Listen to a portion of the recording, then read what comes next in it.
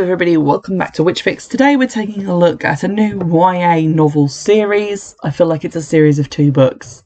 So again, I'm not really sure what to call that. Is that a series or is it just a duo, a couplet? I don't know. But the book is called Burnmark by Laura Powell, published by Bloomsbury, and the blurb is this. Glory is destined to become a witch. When she does, she's going to make sure her East End coven is one to respect and fear again.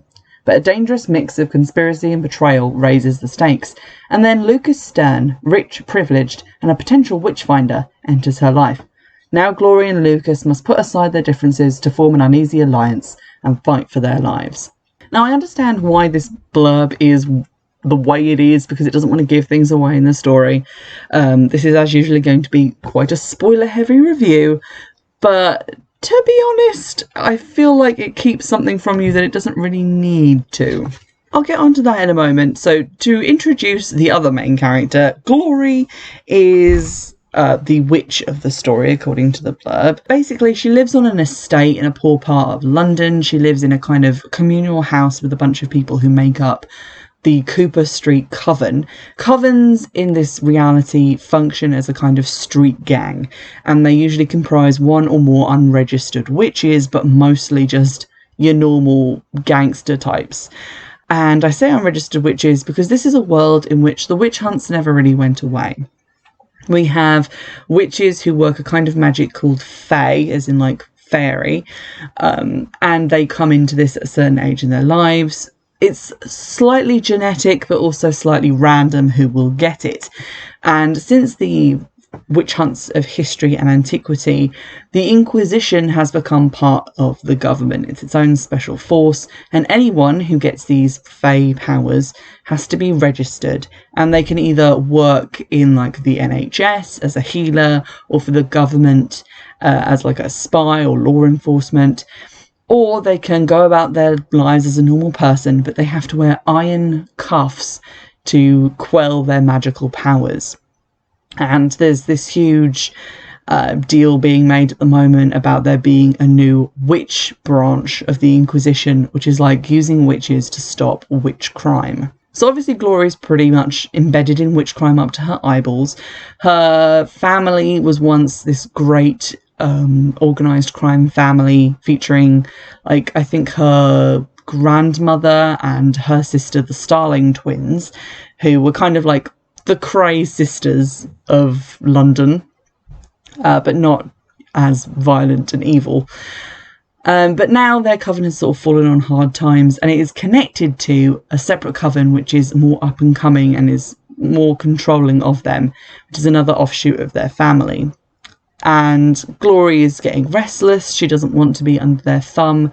She wants to come into her magic powers and, claim her destiny as this famous witch. But she's also scared of what will happen when she does. On the other side of things, we have Lucas Stern, who is related to an actual witchfinder in history with the last name Stern. Like he is a very old witch hunting family. And he's expected to go into witch hunting just like his father did. His father is like the Grand Inquisitor, and is actually kind of a level-headed dude. He doesn't want to burn witches anymore, which they do in a civilized way because they're civilized, but he doesn't want to do that. He wants to like rehabilitate. He wants to use witches to fight witch crime and not view them entirely as the enemy. So he's actually quite progressive as far as, inquisitors go. So the novel sounds like it's going to be like Serpent and Dove. You're going to have a witch hunter on one side, a witch on the other, forbidden love galore. But on page 60, massive spoiler incoming, Lucas gets the fae. He becomes a witch. He wasn't expecting it. It's not apparently in his family, in his, genetic makeup, but it can get you anyway. There's just like less of a risk if you're not related to someone. And he just randomly gets the fae, and his is quite strong, so he's quite powerful right off the bat. And he tells his dad. His dad's like, fuck, this is gonna like ruin my career, the family, this is awful, your future is essentially over. And Lucas kind of goes through this journey of being disgusted and unhappy to being kind of angry at the system, which to his credit he already is before he even finds out that he's a witch. He's not very comfortable being around people who are very zealous about hunting witches. Now he gets thrown together with Glory because she turns kind of state informant on the coven that she's in and the coven it's connected to, and Lucas comes in undercover to do an investigation, and that's how they meet.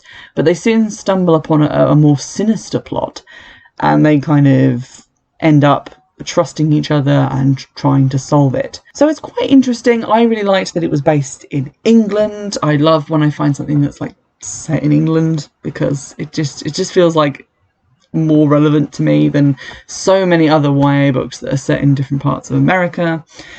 I really liked the description of like Glory's world and how it works, all of the different factions and the way they function, like the position that the Coven Witch has. The way in which they do witch work is very interesting, and they refer to it as witch work. So to read from page 64, this is Glory at her first attempt at witch work, really. Light-headed, she went to find the jumper she'd been wearing yesterday when she had stroked the cat. Sure enough, the front was covered in cat hair. Her trembling fingers raked over the wool until she had gathered a small greyish-brown clump. The activity calmed her, giving her a focus for the gathering pressure in her head. Thank Hecate. The animal was still there when she got back to the window. It was stiff and watchful, listening as if it had been called. Glory pulled out a couple of hairs of her own and entwined them with the cat fur. Then she spat on it. Like everything else, this was pure instinct, but although she hadn't seen anyone else do what she was attempting, her trembles had gone and she felt strong and sure. And from page 154, from the perspective of one of the Inquisitors. Even so, Jonah sensed a suppressed excitement behind his restraint. It was almost as if Lucas wasn't learning something new, but drawing on a primal foreknowledge. Perhaps this knowledge was within all of them, thought Jonah, and most people had simply lost the means of finding it. This was heretical thinking, though, and he pushed the idea away.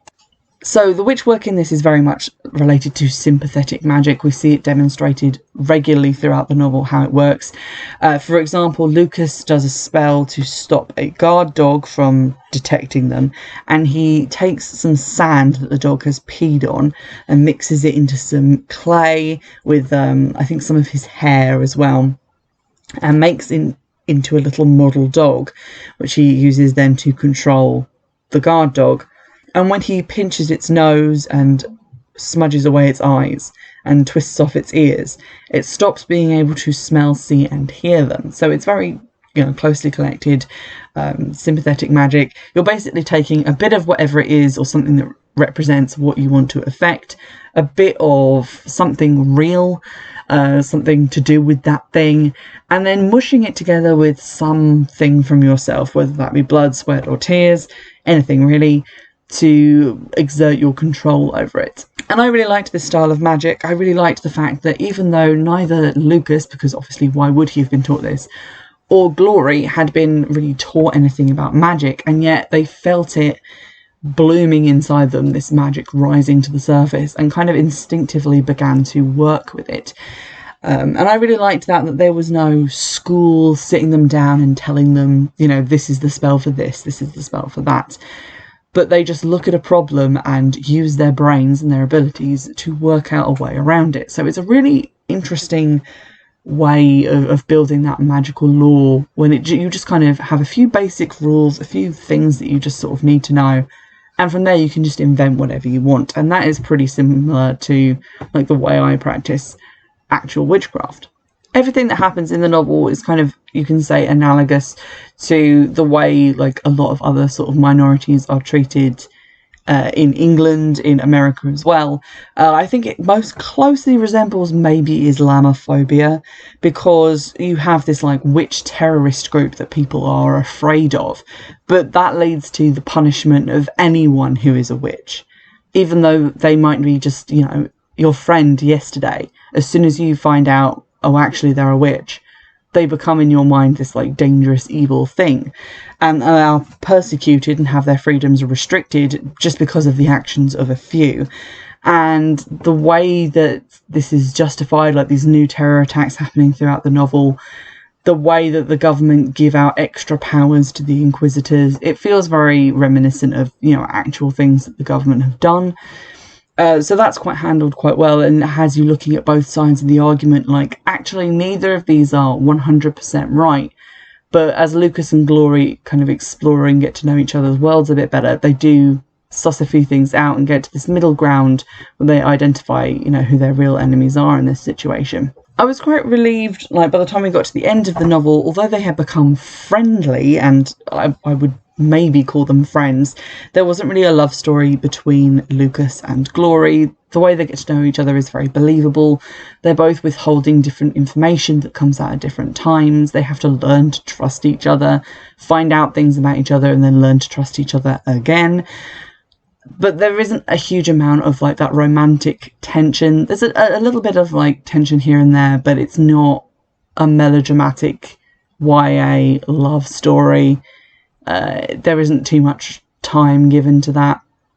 We also get to interact with a lot of other characters, not just in the Coven itself, but sort of Coven-adjacent characters that move between different worlds, the different organisations within the Inquisition. So we get to meet, like, Lucas's handler, who's a lot more sympathetic towards witches than many other Inquisitors. We meet Lucas's father, who is, again, quite liberal in his witch thinking. And we meet new recruits like Gideon, who just wants to torture people and hates witches with a burning passion and calls them all sorts of filthy, horrible names. We also get introduced to Wicker, which has one C, but this is like the witch arm of the Inquisition. I forget what it stands for. Probably the W stands for witch, like the witch kind intelligence something agency. Can't remember.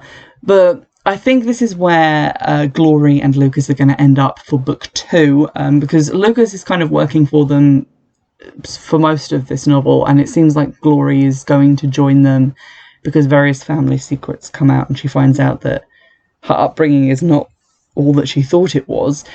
So it seems like they're both going to end up at Wicker and they're going to work together again. Maybe we'll see more development of their friendship or romance. But I don't know. I'm excited for the next one. I think the next one's called like Witchfire or something. So I've already ordered it. I ordered it when I was only about like 60 pages into this one because I was having such a good time. So it's definitely cool.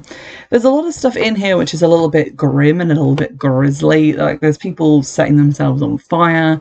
There's obviously terror attacks and various horrible magic things that have been done to people. And obviously the like inquisitorial torture as well. So no one really gets off scot-free. Like we see the bad side of all sides of the argument, and that's kind of what I liked about it. It didn't take this kind of partisan approach where it's like, oh, the Inquisitors are all evil murderers and the witches are all lovely people who obviously deserve full rights, because obviously they have some pretty terrifying powers and not all of them are using them correctly, as in the organised crime side of things. So it has a sense of nuance, which I liked and thought was quite good, especially in like a YA book, which tend to be a little bit black and white in their thinking. There's a couple of tantalising mysteries left dangling. Chiefly among these is what happened to Glory's mum, because for most of the book we're told that she's dead, and then we find out that she's actually not dead. She has been alive for much longer than Glory thought she was, and was last seen 5 years ago working for the Inquisition, which is pretty incredible seeing as her mother is a witch. So she went missing on this like secret operation, which we don't find out like what that was for or where she might be by the end of the book, but Glory finds out that she still might be out there somewhere, missing in action. So I hope in the next book we do get to find out, you know, what happened to her. It reminded me a lot of the Witch in Love, Witch Alone, Witch in Winter series, because it's a sort of similar mystery, like where is my mum? It's a popular mystery. But I'm slightly more interested in this one, and I hope it has a slightly better ending than in Witch Alone, where we find out that her mother had actually been dead for a really long time. Spoilers. So I definitely recommend this. It sort of has this, because obviously it's set in London, it kind of reminded me a little bit of some of the bits of Harry Potter, but it's sort of like Harry Potter without the private school by way of Waterloo Road. which I really liked and enjoyed, and I enjoyed the sort of more free-form approach as opposed to having everyone like shut up in a special magic school. You know, they were out in the world with people, and humanity as a whole were aware of witchcraft already. So, although it was kind of similar to a lot of things, like it mostly reminded me of V for Vendetta, actually. It did enough new and original that I remained entertained for the whole thing and was eager to unravel the mystery. So I definitely recommend it if you're looking for like YA that doesn't have a huge romance storyline. If you like a kind of blend of witchcraft and modern technology. If you like books that are set in the UK, if you're a little bit of an Anglophile, or, you know, if you live here, it's good for all of those. If you like a strong female protagonist who isn't a strong female protagonist TM, then you'll probably also enjoy this book. And yeah, I wouldn't let the blurb put you off, because I think the blurb is just trying to hide the fact that Lucas is actually a witch. But like I said, 60 pages in, we know that, and you can figure it out way before then. So it's not such a huge secret that I feel like the blurb does it a little bit of a disservice by making it seem like this is just going to be another witch and witch hunter team up buddy cop style book. Let me know if you've read Burnmark by Laura Powell, if you enjoyed it, if you've read the second one and want to forewarn me about anything. Drop that in the comments, and in the meantime, I'll see you in the next one.